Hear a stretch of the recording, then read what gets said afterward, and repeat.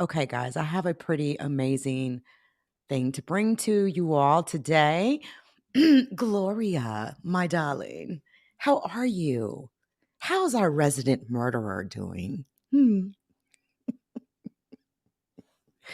You know, this weekend is going to be on and popping because we've got a crazy story. I think Gloria is going to sit down and talk with us about, you know.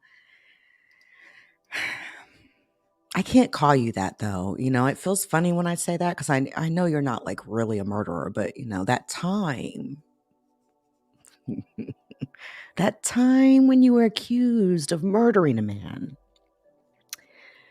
If you're down to talk about it, I am down to leverage my platform for this murder story of yours. I want to hear this. I want to hear why. I want to know why your brother calls you a murderer and Big Puss. Well, I know why he calls you Big Puss, but I want to know why. What's up with it? Shaden, Miss E. Are you all ready? You already know. I love you, girl. I love you. I'm just fucking with you. Putting that little Leak You serious spin on it. I got to keep it. I have got a crazy. Listen, shout out to the channel called Alien Talk. All right. Make sure you all subscribe. I dropped a link to the awesome. No, you're going to tell the world by you're going to Oh, I can't wait. I can't wait. I can't wait. Ooh, Kathy, how you feeling? How's that belly? Hope you're well. I have got something that is so crazy. Again, shout out to Alien Talk channel. All right, I found this. Actually, someone sent this to me. Shout out to all you wonderful subbies out there who, man, you guys are always making sure that I'm up to speed on everything. And when you guys come across stuff, I love it when you all send it over to me. Shout out to our Discord. All right. I have not opened up any invitations. Matter of fact, I close invitations on the Discord every time I open them up. I usually only leave my Discord invitations up for about 24 hours and I take them down. I am considering possibly opening the Discord up maybe in a couple of days. So just think on that.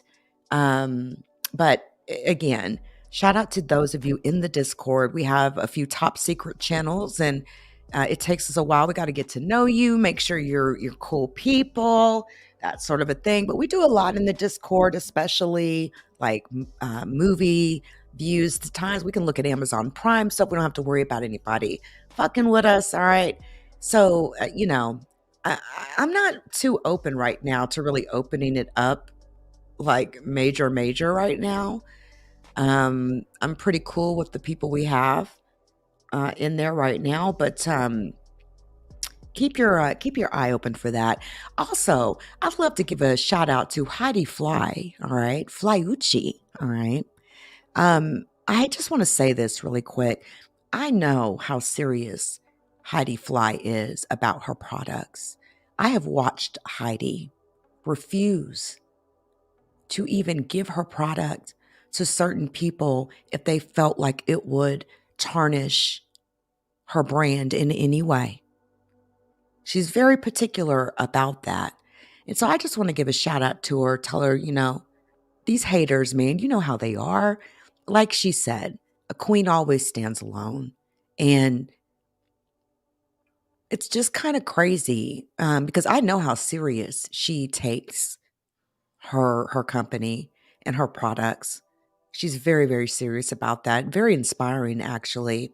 And I just think it's really fucked up that there's a YouTuber out here just blatantly just lying on her like that, trying to fuck with her brand. That's some real pussy shit to do. Some real pussy ass shit to do. And the only reason why you're doing that is because you don't have anything to be fucked with. But all I'm going to say is Flyucci, Heidi Fly, is absolutely good here in the LeakYou community. And, I'll just leave it at that. But you may want to watch yourself. And if I were you, I would take those videos down of her models like she asked you. Because I would hate to have to hit that top secret Discord channel. We have a lot of fun out here. I just think it's not very fair. I think it's very unfair of you to fuck with somebody's business, somebody's company, to try to tarnish them like that. It's fucked up. Again, I feel like if you had anything to lose, you would understand what the fuck I'm saying. But anyway, I just wanted to say that. So let's get on into it, shall we? I think I'm going to add the LeakYou Paranormal channel in on this. Yeah, we got to get some watch hours going. I should be good on the content ID thing, hopefully, but this is another way for us to test it out. Now, what you're about to hear is an amazing story. Itzy Zaza, how are you? Long time no see. Itzy Zaza, wow, man, long time. Good to see you. All right, listen. This story is incredible, what you're about to hear. These words that you are about to hear. This story in which all I'm going to say is if this is true, the things that are capable that we just don't even know about, it has been a long time. But how could I ever forget you? It is really good to see you. Itzy Zaza. Always loved that name. So, all right, here is the abduction of Ted Rice told in his own words. So this is going to be audio only, pretty much. Enjoy.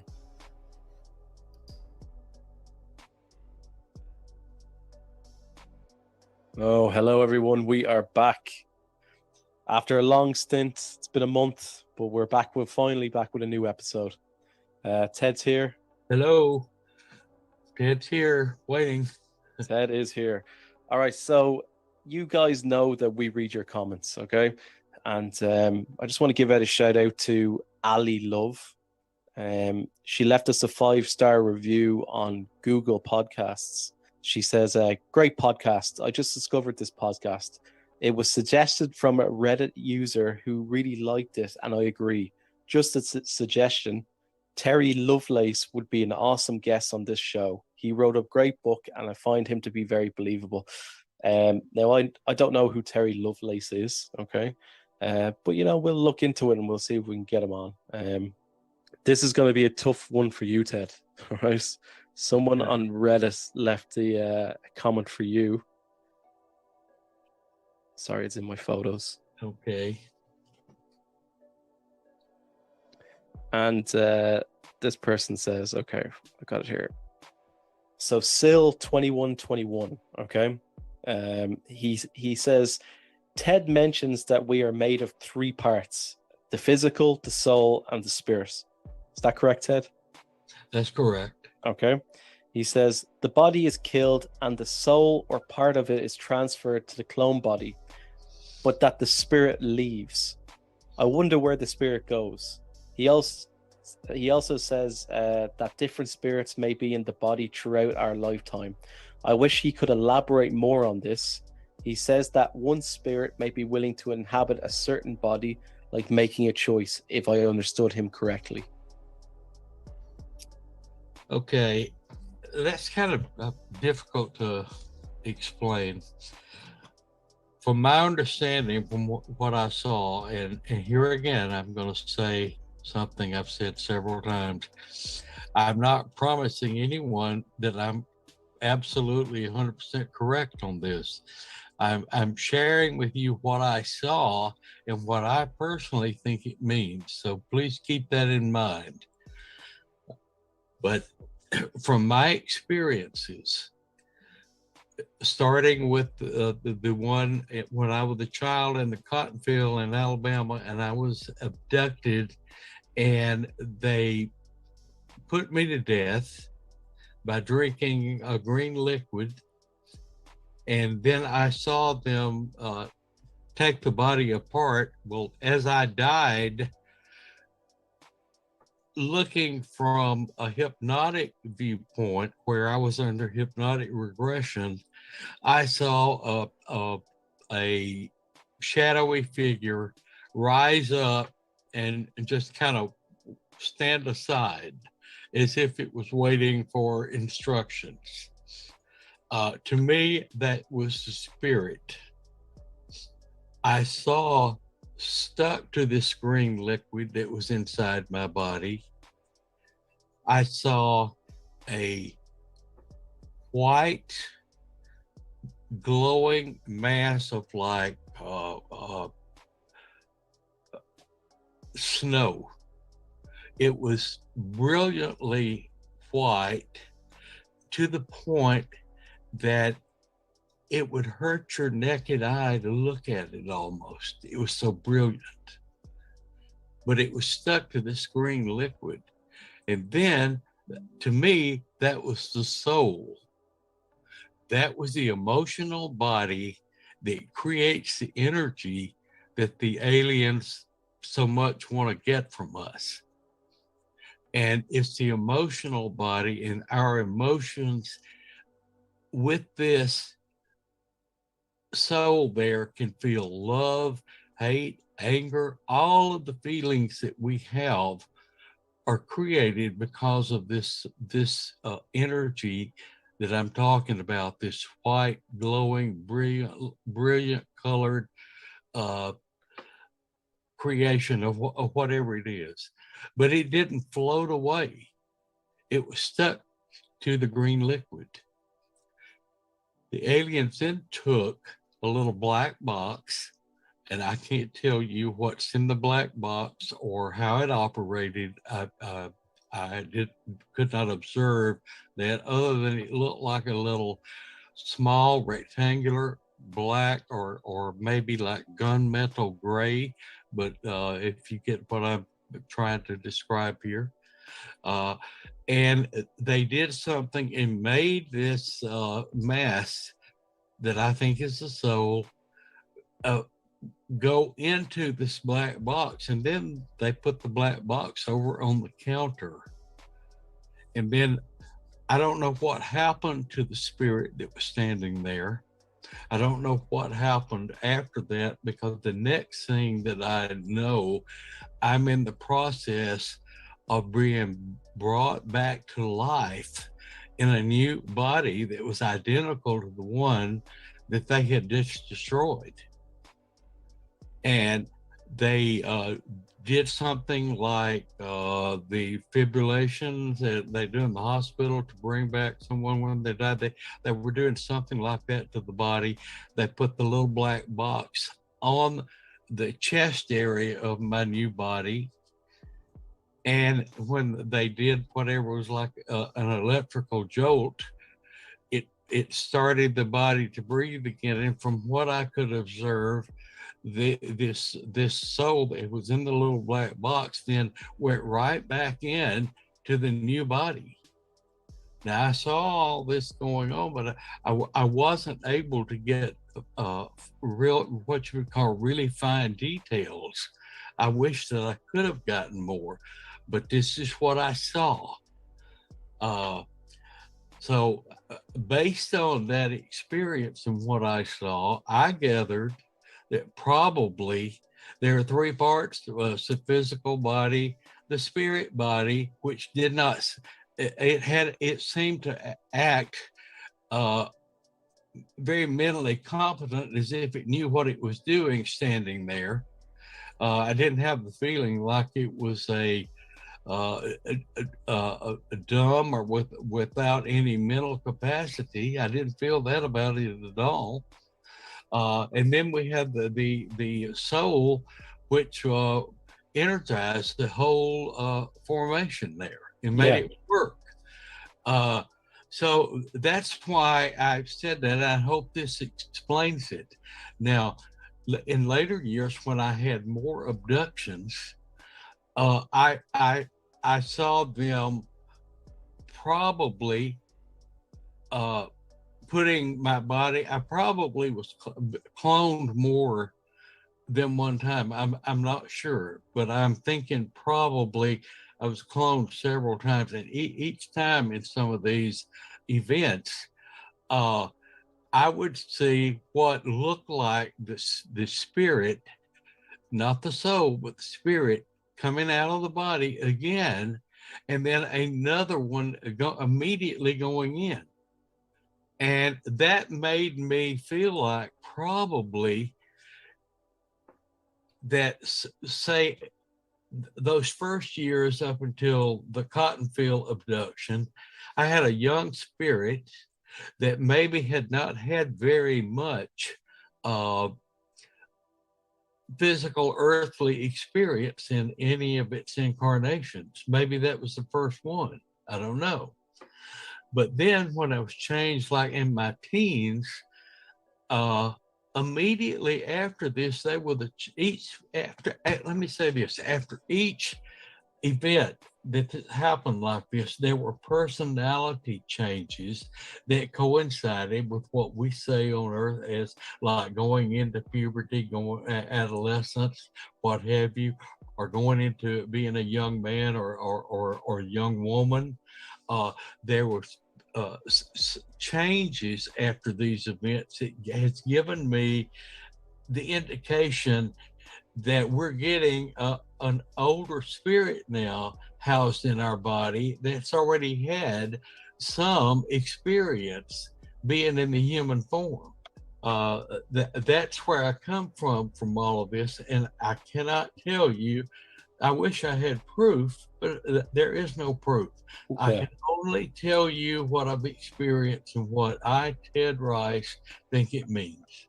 And I hope that made it a little more clear, Stuart. Do you think it did? yeah, Maybe a little. maybe a little. Does see what I'm thinking now is that, like, what did these aliens just have a load of souls ready to be implanted into people's clones? Like, where, Well, like, are they what you got to look at is it's all a network. They're all together. I mean, if you went to your local hospital uh, to have, say, heart surgery, how many different doctors, nurses, they're all there together in a network, you know. And so what happened to me in these events is the network, they're all working together, these different levels. right? Yeah. I mean, it's all one big party. Okay, hopefully that answers Sill's question. There was another, sorry, I don't have this comment in front of me, but I do remember someone asking, and maybe we'll do it at some point. They wanted you to go into more detail about why you had disappeared from the scene for 27 years. And maybe we will do something on that. But for this podcast, we wanted to talk about a woman called Mary Henry. Now, I know nothing about Mary Henry, and Ted is going to enlighten us all.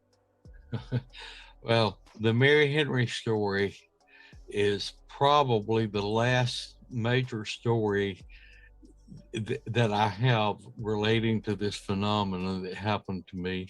It happened after Carla Turner had died, but I was still working closely with Barbara Bartholick, the hypnotic regressionist. And so I want to say in the beginning that I believed, and Barbara believed, that I had been selected at very early in my life to be able to recall events that associated me with the alien abduction phenomena, that I would be able to recall a lot of these events and my interactions with these aliens throughout my life, to be able to do what I'm doing today, and that's convey this information onto you people who are listening.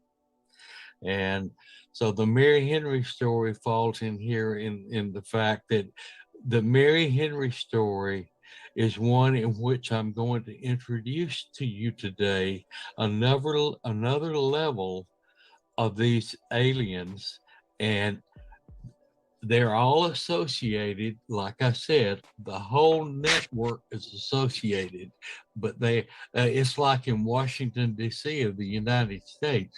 You know, you've got the Department of Defense, you've got the Senate, you've got the House of Representatives, you've got the FBI, you've got the CIA, you've got all of these compartments here running the country, but yet they're all pulled together in one network. They're associated.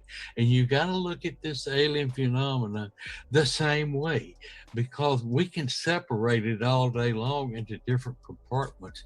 But when you get down to the bottom line, it's all associated. Now, getting back to Mary Henry here, we're introducing you today to another group of aliens that do not live in the mountains. They don't live under the sea. They're not roaming around up in space. They live down in the earth. Oh. And they're not our greatest friend, okay? But I assure you, one group knows what the other one is doing all the time. Yeah. Now we start here. I'm living in Shreveport, Louisiana, and I go once a month, a 2-hour drive east to Monroe, Louisiana, to do psychic readings at a metaphysical bookstore there. And if I have a number of readings scheduled for that Saturday, and it's always on a Saturday, then I will stay over at a local hotel and then return back to Shreveport the next day. And this is what happened. I went there. It was in the fall of the year. The weather was beginning to get cool. And because there was a number of readings scheduled, I decided to stay overnight. And so for those of you who read Masquerade of Angels, I had a friend named Larry that I got to stay in my house with me for a good while after my discovery of the cloning event, because I was horrified and I couldn't be alone. And so I asked Larry if he would go with me, and because I still was nervous about being alone. And Larry couldn't go due to his working schedule, but he sent his brother, Stony. Stony was his nickname, Stony Brown. And Stony went with me, so I don't know how to reach Stony today, but I wish I did, because he could be a witness to what I told about this event. But at any rate, I did all the readings that day. Stony was at the hotel watching TV, probably having a beer. And come in that evening, we go have dinner somewhere, and we come back and I'm exhausted, and so I go to bed early. And the next thing I know is I'm standing out on the balcony. We're on the second floor. I'm standing on the balcony of this hotel outside with nothing on but my underwear, and I'm standing there looking at what I thought was an enormously large full moon. And this moon was so bright, it was hard for me to look at it. But I remember that, and I'm thinking, what am I doing out here? And how did I get out here? I remember thinking, how will I get back in the room? I didn't have the door key with me. Stoney's in there asleep. And then the next thing I know, I wake up. and it's way over in the morning time. And I'm gonna say maybe 4 in the morning. It's still dark. I'm back in my bed in the room, and I'm wondering what happened. What was that event? And then I started having memories come rolling to me of what had happened.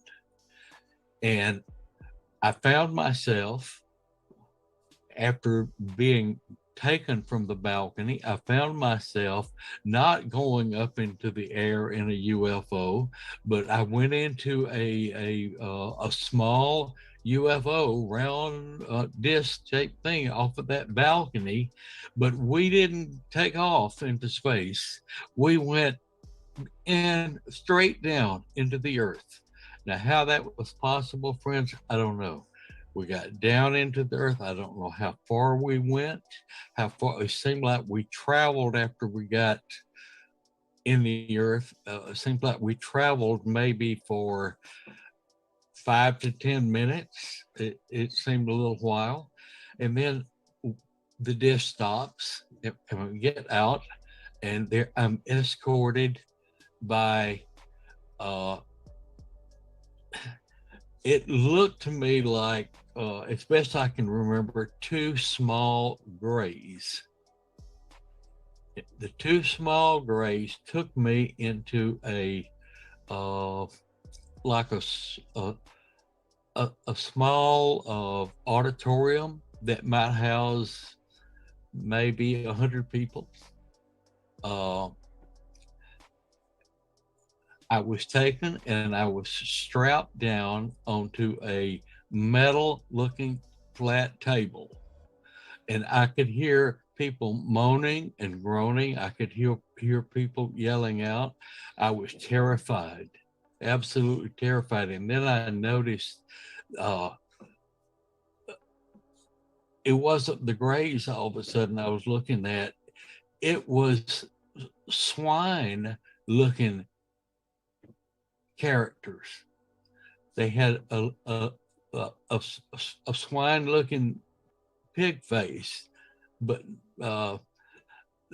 I could see from out the corner, out of the way they were walking, they actually didn't have feet like we had. They had hooves. I could see that. And they were moving around from table to table. And then I didn't know what was happening. And then the next thing I know is someone else is brought on a table near me, a lady who had kind of auburn reddish colored hair, and there was something familiar about her, but I couldn't actually turn my head to look straight in her face. We were probably 20 feet from each other on different tables, but she recognized me and called out to me. And she said, Ted, I know that's you. Is that you, Ted? And I answered her back, yes. I said, who am I talking to? And she said, my name is Mary Henry. I'm a friend of Barbara's. And that is about all the conversation we had. We got separated more. And then the next thing I know, they're doing something to my legs, and they're injecting something into me, and I'm not feeling anything. My legs are very numb. And then all of a sudden they hold up like right above the ankle. It looked like my leg has been cut off. And they take this and they're holding it and they're showing it to me. And then they have rolled up another one of their people, the swine looking characters, is on a table next to me, and they take my legs, my feet, and they've removed them and they've put them on the swine, and the swine, he gets up and walks around in my feet as if he's trying out, and they all seem to laugh and make fun of what's going on. And I hear Mary Henry calling out again and letting me know they're doing the same thing to her. And this went on for a little while, and then I lost consciousness. And so then I don't know when it all ended, but I wake back up and I'm in my room in the hotel room, and I think this can't be real. This absolutely cannot be real at all. This is the most outrageous thing I've ever remembered in my life. And so I noticed that as we went home, Stoney and I traveling back to Shreveport, my feet were bothering me. And by the time we got home, I took shoes off of my feet, looked swollen a little bit. They were just a little puffy. And then I after that point, I couldn't wear my shoes anymore. I have always been, as an adult, an 8.5. Now this is the United States foot size. I wore an 8.5 shoe regular. I had to get fitted for new shoes. All of a sudden, I have to have a 9.5 wide. And I have no explanation for this sudden change, but I let it go. I did tell Stoney about what I had experienced or dreamed, and he just shook his head like Larry had said one time. Stoney and Larry, they're precious friends of mine, and they're African Americans, and he made fun because Larry had said one time his mother had always told him that white people were strange. And so I think Stoney was looking at me like white people are strange. Yeah. But he was my buddy that I love dearly. But at any rate, that was the end of that experience for that time. Yeah. Now this happened on Saturday, and I had said nothing to no one.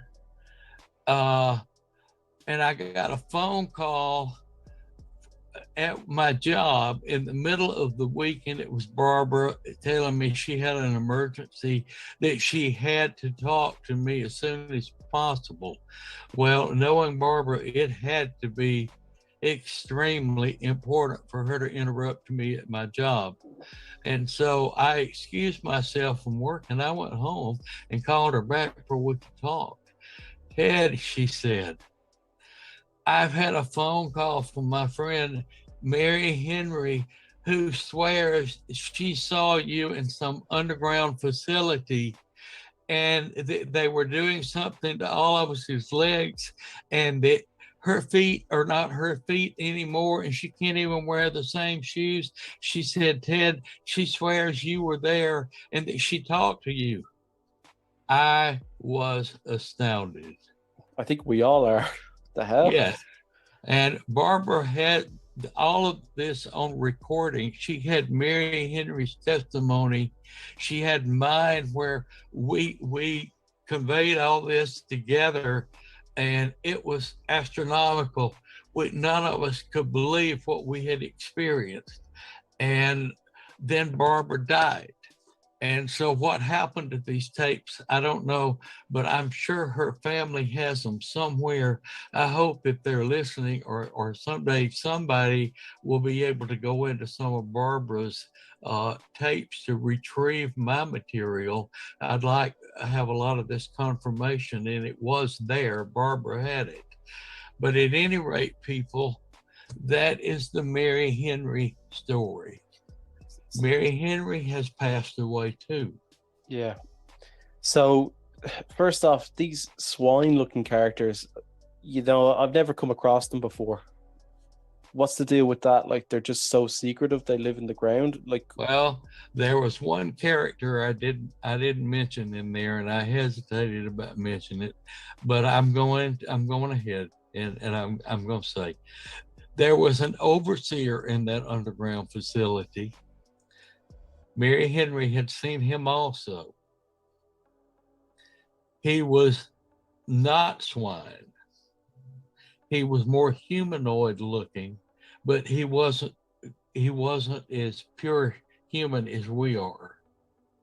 He had heavy ridges on the top of his head that stood up that looked like, at first I thought they were pointed ears, but then Mary Henry had pointed out, well, they could have been possibly because of the shape of his head, but they also could look like maybe small horns. This character did not have hoof feet. This character skin color was very leathery looking, but it was a kind of a reddish tint to the character. You're describing Satan. And so I just Mary and I both described this man or this character, whatever he was. It sounds like Satan, though, doesn't it? Well, yeah. I mean, that's what we all said. That's what it sounds like. So if that be the case, then there are underground participants that are connected with the aliens that do their job. Ted, why do you think they always take you? Like, what's all these different groups' interests in you? I don't think that their interest in me was because I was so unique or special. I don't think that's what it means. I think that I was selected. Let's go back to fact what I said about Washington, D.C. and all these different phases of the operation that make the United States government and makes it run the way it is. They're all different branches, but yet they're all connected, and they all know what each other are doing for most of the game. Yeah, we got to look at this alien phenomena the same way. These are all different departments. They all were created to do certain jobs, but they all are connected. They're associated with each other, and one knows what the other one is doing. I was selected, and maybe there are more humans on this planet besides Ted Price that was selected, but I was selected to see all these different things that different groups are doing and report on them to you all. Yeah. So that you will have a bigger understanding of the whole picture. Yeah, but yeah. It kind of leaves more questions, though, doesn't it? Like, well, it does. And I have them for my own self, you know. So, all right. So the UFO takes you off the balcony. Now it goes straight into the earth.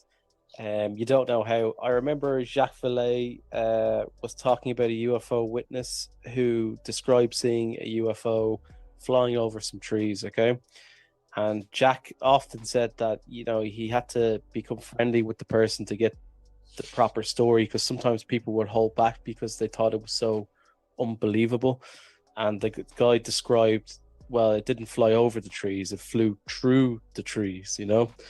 So the UFO flies into the ground, through the ground, into this facility, okay? And then these swine characters, and I've never heard of these guys before. I don't know if they've been reported. Well, let me interject something right quick before I lose it. Mary Henry had said in our conversation, because she was more educated on the Bible than I am. I'm not a biblical scholar at all. But she had said when Ezekiel, according to the Bible, when he was taken away into the chariot of fire, that there were hooved beasts that took him. Yeah. Now that's she brought up, and that's the only time that I have any recall of hooved beast. Yeah. And that's what Mary and I saw, hooved beast. And so they take you and they're essentially torturing you. They're showing you that they've cut off your leg, and then they're like putting their hooved feet in the stump and walking around with it. They were putting on our legs or feet and walking around on them and having fun. It was amusing to them to do this. We were hysterical, but we weren't feeling. I don't remember ever, and I can't recall if Mary said our biggest pain was our own hysteria because of what we were experiencing or seeing. I don't recall feeling any pain. Is it possible that this is an illusion? Well, they created the illusion with Mary and I together. We touched on that, you know. Yes. So you're both seeing. Why would they do that and bring a lady in there to participate in this illusion with me that I had only seen for like 5 minutes one time in my life? Mary didn't mean anything to me. I mean, we didn't even know each other than we had met at Barbara's on a visit there, where Mary came by and stuck her head in the door and said, "Hey," and went on her way. Yeah. So do you think they then cloned you? Because I don't know if we were cloned at that time or not. I have no idea. Barbara and I never had the opportunity to look at this under hypnosis. Yeah. I suppose what I've shared with you is total recall. I suppose if you were cloned, you would have been exactly the same. So there's a bit of a discrepancy here with you having an extra size on your feet. Well, I still have that problem. My right foot is bigger than my left foot. Are you serious? I'm serious. I mean, it's obvious. You can look at it and tell it's not abnormally larger, but it's enough that you can notice it. I have to have special shoes. Yeah. I on my left foot I wear a 9 to 9.5, and the right foot is a 9.5 to 10 extra wide. Yeah, and I don't know if that's like you. And Mary had the same problem. Mary said, "These are not my feet." Yeah. They're not even the same shoe sizes anymore. Yes. So you're being tortured, and they somehow get your leg back on, but it's not your leg; it's somebody else's.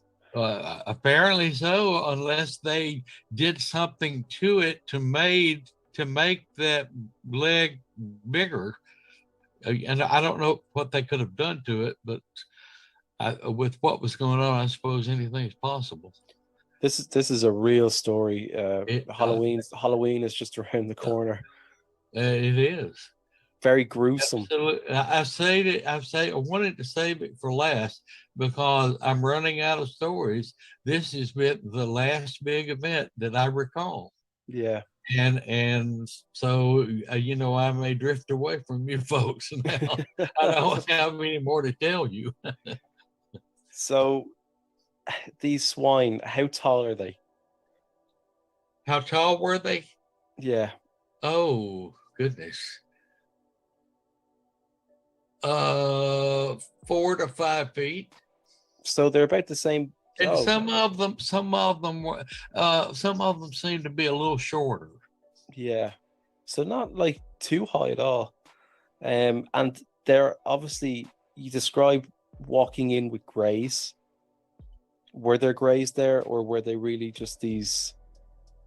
2 greys escorted me into the facility and then turned me over to these swine characters. Yeah, so like when the US military like flies overseas and like they're kind of fighting in a war, and then like they're using very specific weapons, let's say you find an AK-47. Where do you think that came from? Oh, well, if I were walking in the forest and found this? Well, let's just say you're in a war zone, all right, and you come across an AK-47. Well, I would think it came from the United States government. No, you would think kind of, Russia.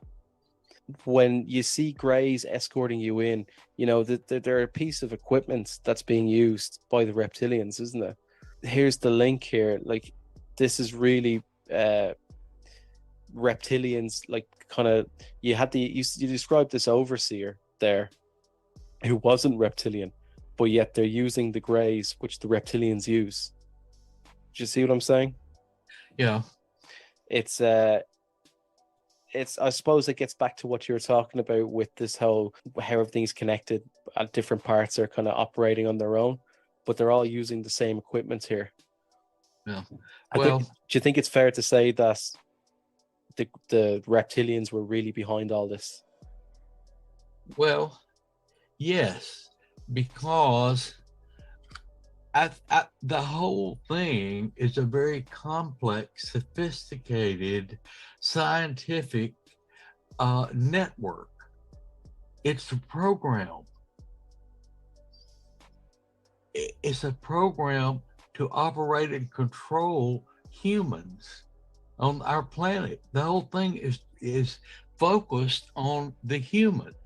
All of these different groups of aliens, everything, are all interested in messing with humans. Yeah. And I mean, Maya and that group was just another group that happened to live in the mountains. I would say that this group in the earth, they're all connected. But Yeah. It's all part of the same network. It's all part of the same program. Here's something I never asked you, Ted. Why do you think there was a huge uptick after the 1940s in abductions and UFO sightings? Well, that has come up before. I can't say that I know for sure. I think after the atomic bomb was used in World War II, I think that the program shifted as far as the alien concern. It shifted in the fact that they had to start being more involved in introducing us to their reality so that they could get better control overall of what's going on the planet. Or we could end up destroying the whole planet. And if we did, we're destroying their farm. Yeah, okay. And so they've been working in degrees over all these years. And I think the crash at Roswell was probably deliberately staged. That's just my feeling. It was staged by the aliens because it was something to shift us into a different level of consciousness on this planet. Yeah, I recently listened to the podcast with Joe Rogan and Tom DeLonge. And by the way, folks, Blink-182 are doing a world tour. I've got my ticket for next year. I'm excited. But anyway, Tom was saying that you've never heard of Tom DeLonge, have you, Ted? I think I may have mentioned him before. He's the lead singer of a rock band. Said he figured out what was going on, the UFO phenomenon, and contacted these people in these intelligence organizations, and they came up with a plan to, I suppose, get the technology taken from these crafts and, figure out how we can use it to help the human race. That's the sense of what I got, what he was doing. He said that he was told that what crashed at Roswell actually came from Argentina and it was German. What do you think about that? Well, I have been during World War II, I had a first cousin who was a jet pilot instructor, or pilot instructor in World War II, and he actually was in a plane that was shot down over the English Channel, and he was picked up by a fishing trawler. He did survive, but he told me personally that during World War II, and his flying these planes, that he and his crew had UFOs come up and fly alongside them numerous times during the war. And he said, especially if they were flying bombing missions over into the Germany area, and they would see a lot of them.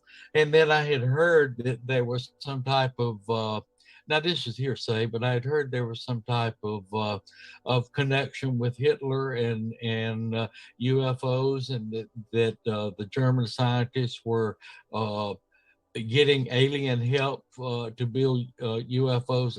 I'm not sure, but I've been told some hearsay information on that. Stuart, you probably know more about what I'm talking about. Yeah, well, I've heard the same thing, but it doesn't. I never really believed it because it doesn't really fit into their agenda. Like that's something that they don't do. Like the whole nature of it is set up to be covert, not by governments, but by the aliens themselves. Hang on a second. Sorry, I had to cough. Not by governments, but by the aliens themselves. And I just don't like, they don't seem to break that.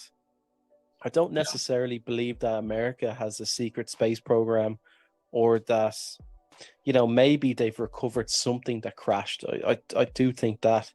And but as far as the aliens going to, give people designs on UFOs and help them, and then they ended up losing. It just seems a bit far-fetched to me. It doesn't really fit in with what's going on.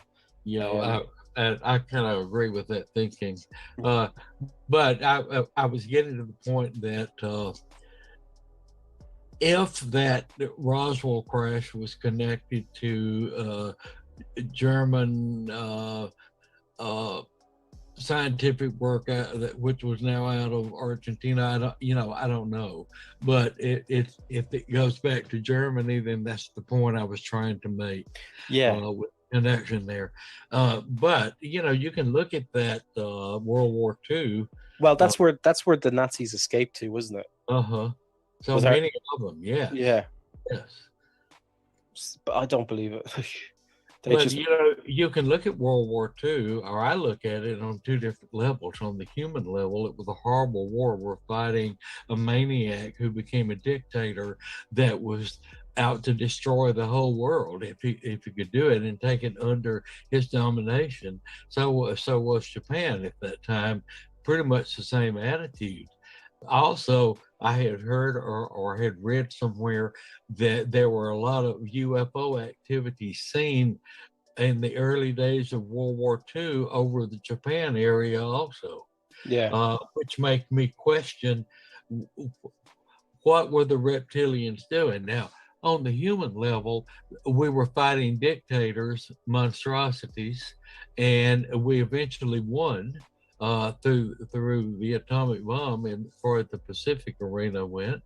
But we won, and there was horrible human waste and loss. It's unimaginable at what humans went through, particularly in the Nazi concentration camps, and what the Jewish people and other races that were frowned upon, what they suffered and endured during this is just unimaginable.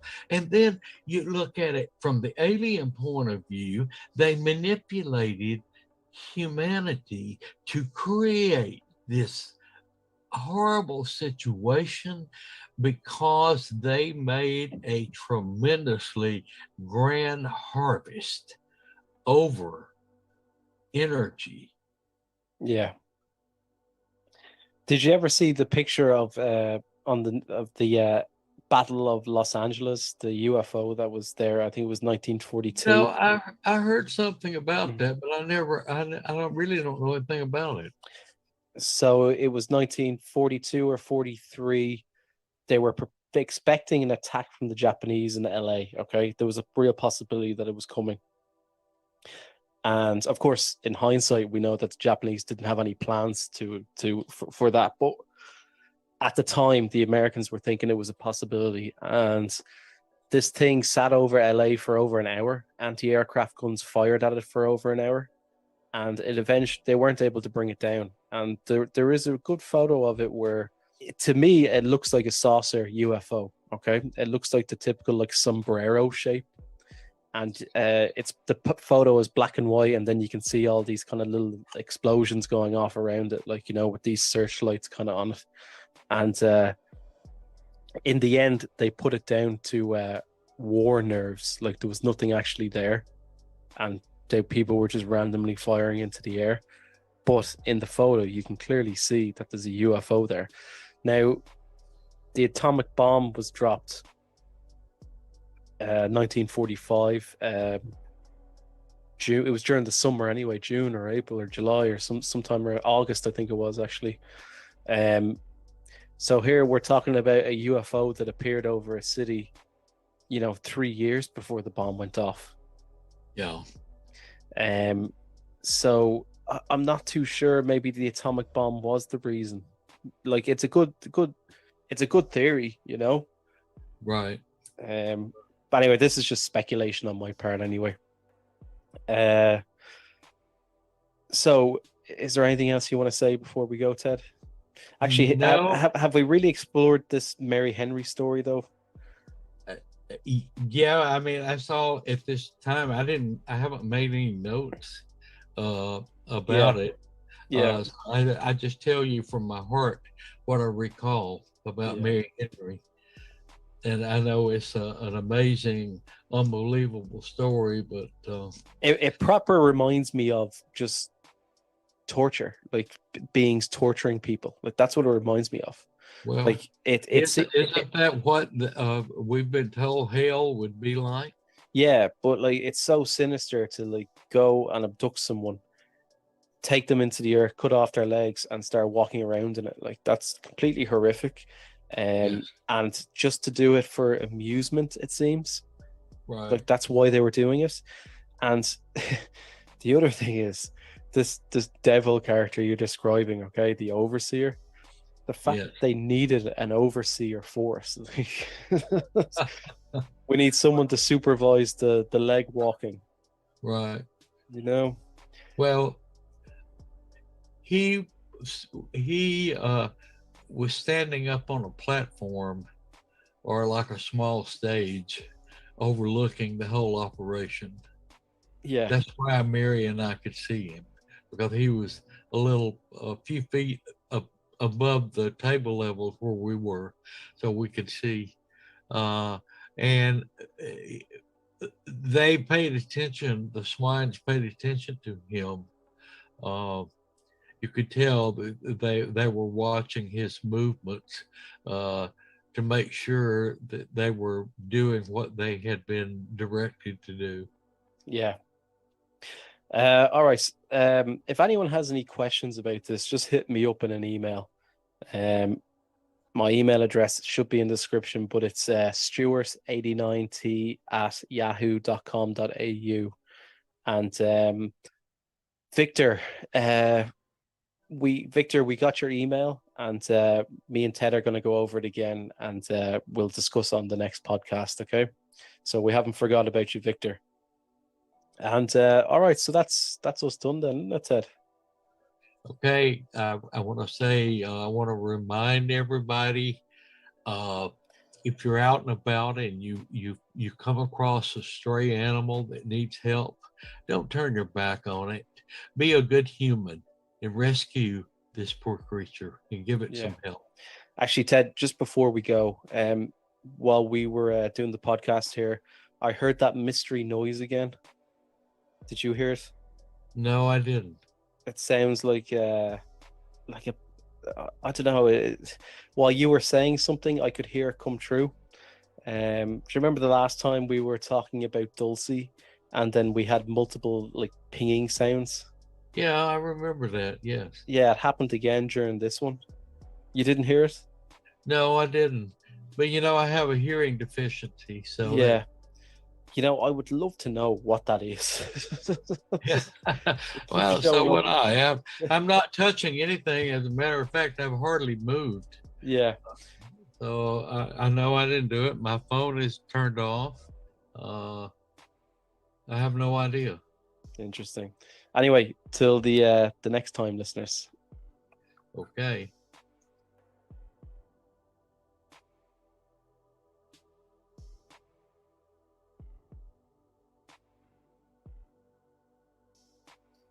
That is an amazing story. Absolutely amazing story. And if you go to the Alien Talk page, and I do have a link to this video actually in the description of this video here, a link to the channel. You'll probably be there for a few days, as I have been the last couple of days. So just heads up, the link to that channel is in the description. Let's see here. How many people we got? All right. I've got one more for you.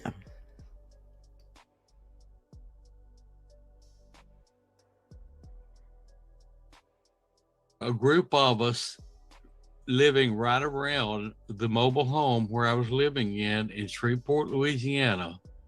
We were all taken one night, out of sleeping as we were, taken out of our bedrooms and put on little, I call them sleds, but I don't know, like a board, maybe a surfer's board or something.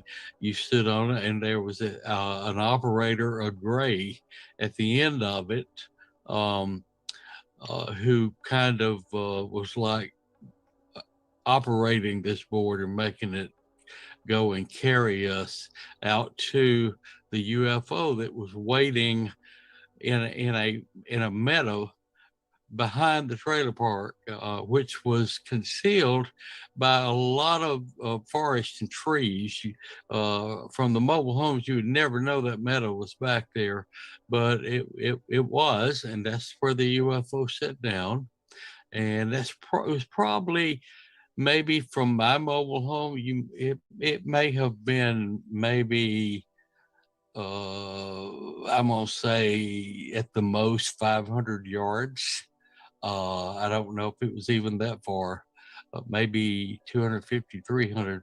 But we were taken out there, a whole bunch of us from several different homes. There were children, there were adults. We were crowded into the middle of this UFO. And of course, as always, you don't feel anything when you're lifting off or moving. I mean, you don't feel anything. As far as you know, you're just standing still. But where we were taken, how far away from the meadow we were taken, I have absolutely no idea. And I don't recall anyone else in the group that I talked to about it later that had any recollection of how much time was spent on all this, where we went, or any details like that. But at any rate, after we were taken away in the smaller craft, we were taken to a bigger ship, probably, I guess, I'm just guessing, say a mothership. And we were all escorted into this larger area. And it was pretty big inside. In the middle, it was kind of like an arena, you might say. It was open. And the adults were then separated from the children, and the adults were placed. And when I say placed, we didn't have much ability to move ourselves. We were kind of being manipulated physically, and I don't know exactly how, but it's like we were taking baby steps, not moving very far. It was hard or difficult for us to actually walk or move our bodies. We were kind of in a limbo state. But at any rate, we were escorted into a little seating area where we could sit on. It reminded me of a tiny little baseball field or football field box where a select group sit with bleachers, like to sit to view the sport taking place out in the arena. Yeah. But in this particular case, it was no sport. We were all sitting there. We were separated by a very thick but clear. It seemed to me glass, but I don't know if it was glass or plastic or I don't know what they had, because it was something alien made. But in other words, very clear. We could see through it out into the area there that I was talking about, like an arena. And then very quickly, the children were brought in there. There were several of them. I don't remember exactly, maybe 3 or 4. They were brought out there, and they were told that that Barney was coming to visit them, and there was a fake Barney, like a stuffed animal or something like that, or could have been an alien inside. I don't really know, but it wasn't a real Barney. But at any rate, the children, they didn't have a restriction on their mobility as we adults did. They were still pretty much the way they were normally. But at any rate, they all got excited that they had been brought to see the real Barney. And so they were all kind of bouncing around there, all excited, waiting on Barney to come out. And then Barney came out. And when the real Barney came out, the real Barney was a dinosaur, a small dinosaur. And it gnashed its teeth. It was anything but pleasant. The children began to run and scream. And this Barney chased them down. And of course, the parents and we adults sitting there in the bleacher were becoming hysterical at what we were seeing. I actually saw, and God is my witness, I have no reason to misinform you people, but I saw that dinosaur bite off one of the children's heads and swallow it. And one by one, they were all destroyed and half eaten and ripped apart. The adults sitting there were beyond hysterical. And then after that show, we adults were taken into a room like reminded me a little bit of like a dental office, the type of chair we were sitting in. And there was maybe, I don't know, I'm going to say 2, 3 different cubicles. It had more than one chair in it. And so we were not all in one big room with all these chairs. It was different chairs, different little rooms with these chairs in them. But in the one I was in, I think there was 3 adults of us in there, and they put some type of contraption. Oh, I don't know how to describe it. I want to say it reminded me of like a little tiny, if any of you older people, I know you younger ones probably won't, because the HVAC systems around the world now are so different. But when I was a child, in the basement of our home, there was a great big furnace with a lot of little tubes running out from it that ran all into different parts of the house to heat the house. And this was like a little small contraption like that, put on top of our heads, and it had little tubes running off from it. And of course, we were on pause, as I call it, where we couldn't really react or talk or do anything. We were aware of what was happening to us, but we couldn't do anything about it. And so then they turned on and the equipment, and I saw different lights from these tubes begin to absorb like the energy off of us, and I saw different colors, and I realized that energy I was seeing coming off of us into those tubes had something, or I either somehow knew it, or either they told me, or subliminally they may have told me, I don't know, but I knew that the energy had something to do with what we had witnessed had happened to the children. Somehow I just knew that. And I don't remember how long it was we were hooked to to that equipment. Um, I do remember uh, I heard kind of talking or arguments a little bit here and there, like maybe one of the, I remember one man in particular who was one of my neighbors, and I remember him saying out loud, "Stop that." Uh, I heard that, but I didn't see what they were doing to him. But I heard different little things like that coming from different rooms. So I'm not sure exactly what was happening to everybody, but I didn't remember a whole lot after that. I remember that we were all crowded, including the children, back into this smaller UFO that had picked us up, and that we were back over the trailer park, but we were way up very high, and all of a sudden the floor we were standing on became invisible. It looked like we're standing on air, and there was nothing under us, and screams let out because people thought we were going to fall. Even I, to this day, have for the first time that happened to me, I have a fear of heights. That's the way it affected me. Yeah. I'd never been afraid of heights before. I used to go hiking, and do things like that. Ride these real high rides at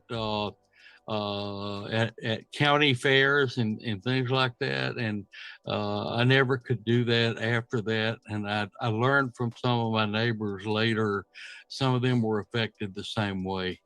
But we were returned. And I remember I was not brought back on a sled. Nobody was as we were taken.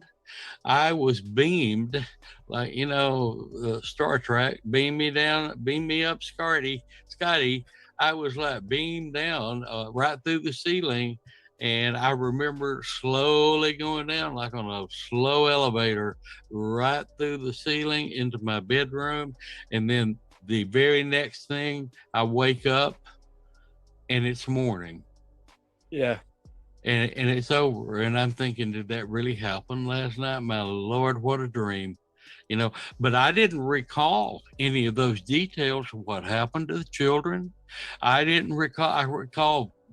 I knew that I had seen the neighbors. I remembered that we had been crowded into what seemed like a UFO, but that's basically about all I remembered.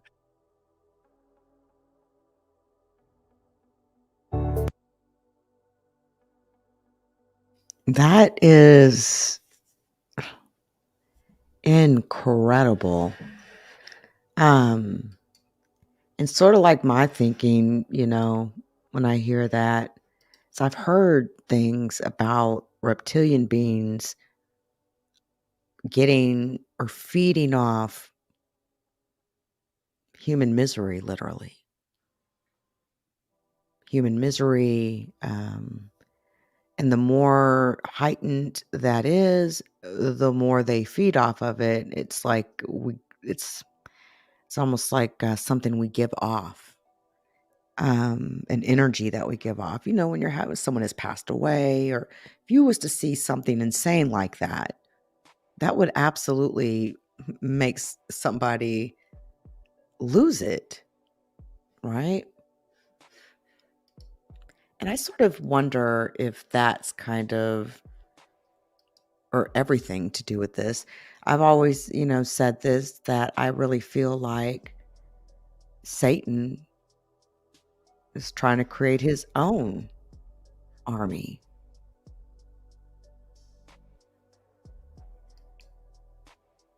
I am so hooked on this channel. I am absolutely hooked on this channel. Shout out to Alien Talk. I don't know what the Google podcast is, but man, I sure got your YouTube channel. So anyway, guys, very interesting.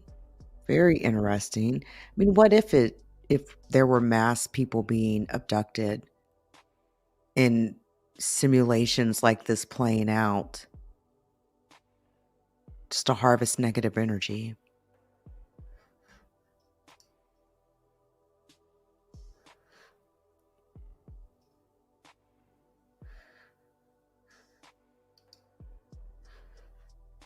I was taken so that I could personally witness what's going on in the lower levels of Dulce so that I could tell people. And for years I've held back because it was just absolutely too awful to do. Now, I'm going to go ahead and let this one rock, but I'm going to kill the LeakYou.com channel. All right. We're going to be over just at the LeakYou Paranormal to do the rest of this. This is actually, the photo on the right is actually a real photo. This photo was captured at Dulce. It was taken by someone who managed to get inside of Dulce. And this is a photo that this person took, and they claim this photo is absolutely real, 1000%. And this being was in this photo. So I just want to be clear about the origin of that photo.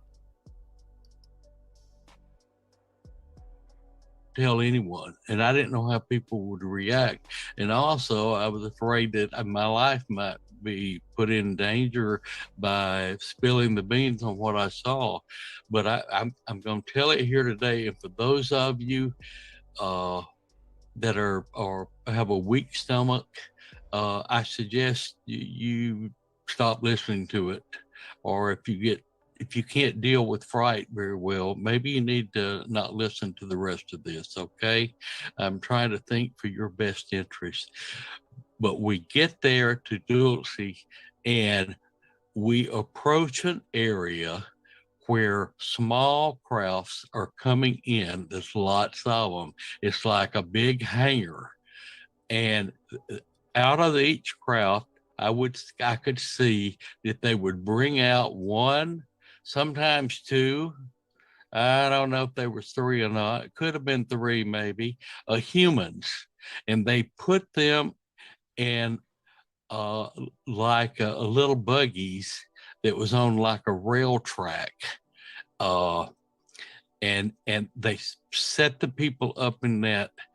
Now, the overseers operating the system, shockingly to me, were human, or they appeared to be human. And what shocked me even more was these tall Nordic, blonde-haired, blue-eyed men operating this system were wearing uniforms with the swastika on the shoulders, an emblem, an insignia of the swastika. Now, think about this and think about World War II and what all was going on there, and the association of this might indicate who was controlling Hitler and what was really behind all that. Yeah. In Henry Crane's book as well, he did mention that different groups of humans worship different reptilian gods unwittingly, and that sometimes the reptilian gods would fight each other, and they would get the humans to try and wipe out the other group. Yes. In this case, I'm drawing comparison. He draws comparison to Hitler and the Jews. Mm-hmm. That's where his intense hatred for the Jews came from. It was influenced by these reptilians. Anyway, if you could just carry on. Well, we drew close to where these humans, overseers, were working. They could not see us. Hang on. There's a lot of shouting in the background. I'm sorry. As family members watching a ball game, I'm sorry they got excited. Sorry, carry on. Okay. That was the listeners telling you to go, go, go. Get the information out there. Well, these overseers could not see me, nor the entity that was guiding me and taking me there. We were, to me, ethereal. We were not in solid form where they could see us, but these workers, these Nordic people, were solid material. The humans they brought in, they put in these little train cars, were all sitting there like zombies, like they were stunned. And one of the things that bothered me in the first time I saw this with Barbara under hypnosis, it really wrecked me emotionally. And I saw a young woman of maybe 28 to 30 years old, a very pretty, attractive brunette lady, and she had a little boy with her about 7 or 8 years old, and he was sitting there with her. Both of them had been brought in, and I panicked, and I knew that something bad was about to happen to them, and I ran to wake them up, and I got right in their face, and I was like yelling to wake up, and they were not even aware I was there, and the Nordic overseers couldn't have seen or hear me either. So I was protected in that sense. Some way they had me concealed where nothing was aware that we were there. But this woman, they rolled on and went on down the conveyor belt. And so then we moved to a different area, and the person that was taking me, or the entity that was taking me, stopped and said, "Listen." And I stopped, and we listened. And in the background, you could hear kind of like a very dull, ripping kind of noise. And I remember beginning to feel panicky, and I didn't want to go see what was making that awful noise. And the entity that was taking me insisted and said, "You must see it. You must see it." And so I looked, and what I saw were human torsos hanging on big meat hooks, and they hooked bone to hooks in the back of the body, and they were ripping the bones out of the human bodies to fillet it. And who was doing this? The Nordics, these Now, overseers. Do you remember watching Extraordinary Deceiving? Do you remember that? Heard of that? No, I never heard of it. No, we definitely watched this. It was remember we spoke about the guy waking up in his clone. You said it was a pretty good documentary. Oh yeah, I do remember now.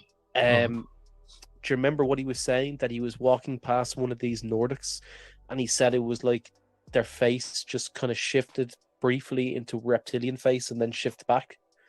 It was like a hologram that was put over the face. Right.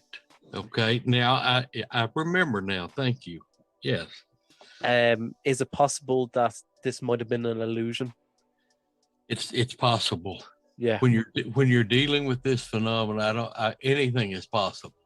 You know. Right. Sorry. Continue. It's quite all right. The next phase of Dulce that I saw was, we went to a large room that was extremely cold, and inside this room were boxes that were like a little small metal caskets, only they weren't caskets, they were more like coolers. And they were bringing in human body parts, arms, legs, torsos, all kinds of body parts, and packing them into these crates. And then there was a lot of them. It was a big operation, and I saw, I'm going to say probably 6 different Nordics working on 6 different boxes at one time, if I recall correctly, and they were packing all this in, and then they were putting the boxes, once they're full, on a conveyor belt roller, and it reminded me of present day where your luggage comes in at an airport on those rollers. It was like rolling on that, and it rolled into an area where there were a lot of craft waiting, and they were loading them, these crafts, where they were taking them, in my opinion, I assume they were taking them out to colonies in space somewhere, or colonies here on our own planet that we're not aware of. Wow. It's a meat processing plant. We've touched on it briefly before, but yes, but I never really went into detail like I just have now, and that's all I saw on that, and I don't ever really want to see any more.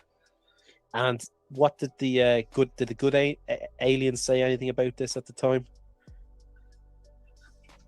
It was after this that I was told that they wanted me to witness what was really happening so that I would tell people. And I shared all this with Barbara, but unfortunately, Carla left us before I was able to share all this with her, because her sickness came about so fast that Barbara and I had not covered a lot of this in our hypnotic regressions. Yeah. I remember Carla did briefly touch on it before, where she said that you just reminded me of it when you were saying that people were in a zombie state, and you were shouting at them that you can't treat our people this way. Right. Yeah. So these Nordic looking beings are in Nazi uniforms. That's an interesting part as well. And also, while it's popped in my head here, I'm not the only case that Barbara had worked with that had seen this.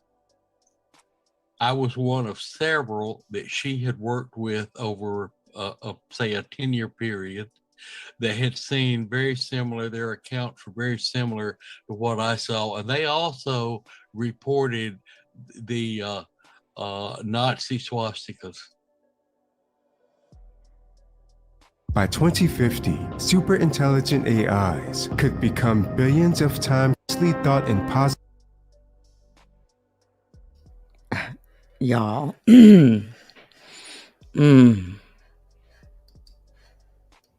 But that is just amazing. I'm telling you. I'm probably going to go to sleep listening to this. This is nuts. Wow. Did you guys subscribe to his channel yet? All right, excellent. So hello everyone, and welcome to Alien Talk. I'm your host, Stuart, with my co-host Ted Royce. Now, Ted, for people who don't know your story, let's start at the beginning, okay? I'm going to have to save that for another day, guys. But, all right, so Ted, we're back again. Much love, hello, guys. Everyone. Hello, listeners. I hope you're all having a wonderful day. Yes. And well, I've had a couple of emails from friends, the people that I know, that want to know more about a possible abduction or something more with Maya than I have given. And I want to back up and remind all the listeners that within the boundary of all these aliens and their I call it a confederacy, because I think they're all connected. One group seems to kind of know what the other one's probably doing. But I want to remind everybody there are different groups. Now, we've talked about the reptilians and the grays that are their servers, and how they operate, and I've given everybody a lot of very negative, frightening information about those. And then we're getting into the biblical area. We have God, who, in my opinion, originally was an alien that came here, but I think the real God, and I've said it before, I'll say it again, came here. This alien group came here in the form of spirit, not solid matter in our dimension, as the reptilians are, and so that's a different group, but yet they interact. One knows what the other one is doing. And I'm just reminding everybody, don't lose touch with that. I know many of you, and I've had people email me saying that they're sick and tired of hearing about religion and Jesus and blah, blah, blah.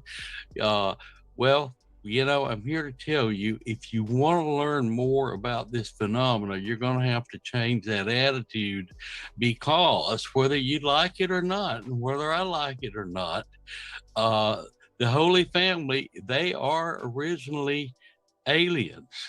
They're not, if they weren't interdimensional, they would be living here physically on the planet with us, in the same dimension and reality that we are. So it's almost beyond our comprehension how all this works. And I certainly don't know all the answers, and I don't want anybody now or ever thinking Ted has all the answers, because I certainly do not. I am here just to tell you what I have experienced, and to me, what it means. It doesn't mean that it's 100% accurate. And I've had a number of people correct me on different things, and I appreciate that. I appreciate good constructive criticism, as long as we don't get nasty. But these aliens talking about Maya, now, they are a group that live underground. From best I could tell, and what I experienced, what I saw, they live in the mountains, in caves, but it's not like a cave that you would find a bear hibernating for the winter. They have portals that they go into these mountains, and there are huge domiciliaries inside these mountains. Barbara and I, we tried to do hypnosis for me to try to get more information on possible abduction there with Maya and what I would see. We never could actually break through and see anything. Well, that tells me that they really blocked me from seeing that, or it may not have been a bad experience and there wasn't that much to tell. So I don't have a lot of information there, but I do recall being taken in one of the crafts by one of the small reptilians, and Maya's group were small. They were not big 7-foot dinosaur head shaped reptilians. They were small, and I do recall being taken in one of those, and I could tell through the portal inside the craft where I was sitting, we were approaching a mountain range, and then the next thing I know, zoom, we're inside this huge, monstrous cave.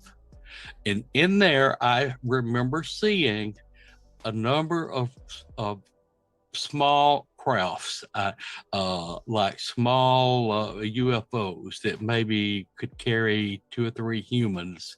I don't recall seeing an enormous ship like motherships that I have seen with the other reptilians. I did see those.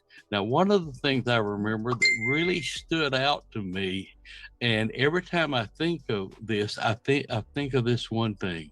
And inside this cave, I did not see any lighting fixtures like street lights, spotlights, overhead electrical lights hanging down, but yet you could see inside everywhere. It was lit up, not tremendously bright. It was a soft, very pale olive green color everywhere you looked. And it seemed like this color was just there in everything. I couldn't find anything projecting this color. I remembered seeing humans walking around.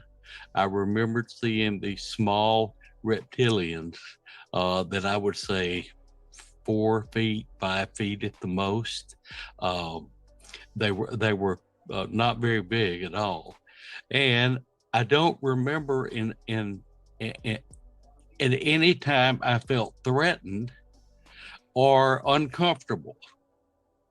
It was not a bad feeling I had with that experience. Now, what they did to me, how long I was there, I have no idea.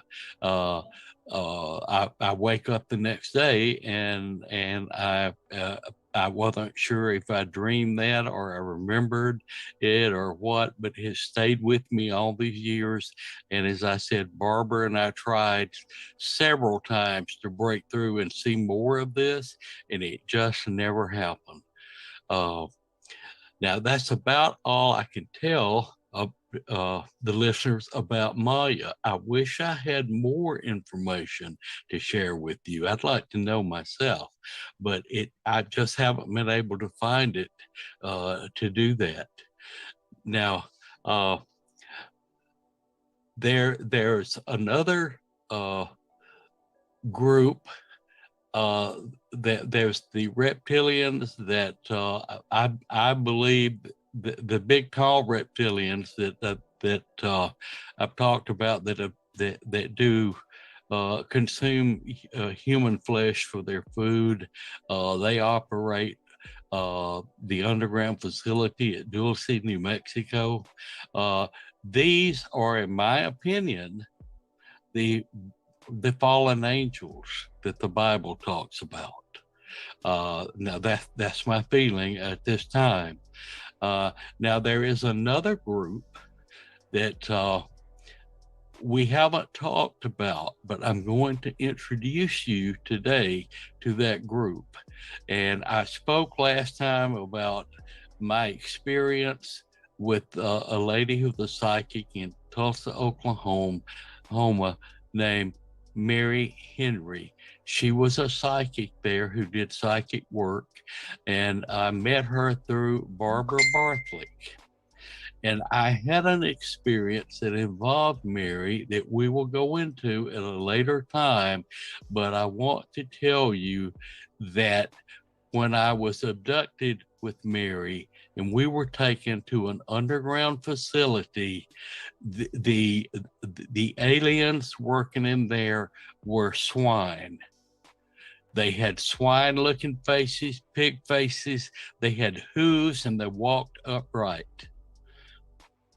Now, getting back to the good aliens, to me, these are the angels. These good aliens are the angels that the Bible talks about, where they help us. They put spirit guides or guardian angels. That's the same thing, in my opinion. They put them together to watch over us, to see that we accomplished the mission that we agreed to when we were born into this world. So that is a totally different program. It's biblical. I've talked on it before, but so many of you don't want to hear that. I'm not going into depth with it today, but just don't rule it out, please. If you rule that out and shut that part of this phenomena out, then you're hindering yourself from learning the true nature of this whole phenomena and how it works, because it's very complicated. Just going back to what you're saying about inside the mountain, I don't suppose you know where that location was, do you? With Maya, Yeah. I got the impression that it was in the great northwest part of the United States in some mountain range. Yeah. I have, of course, I have no idea where. I could never pinpoint it. I do not think it's a bit suspicious that you weren't able to break through, because that's something they do, isn't it? They kind of steal the memory or replace it with a fake one. They do that. They do that. Well, I remember Carter Turner saying, "Good aliens don't abduct." That was kind of her thing. Well, they don't. The good aliens, who are our angels, it is their mission not to destroy us, but to help us fulfill our lives and complete our missions that we came into this world to do, which is a learning process for us. A human life is a learning process for us. And they try to help us. It is their responsibility to look out for us. They warn us.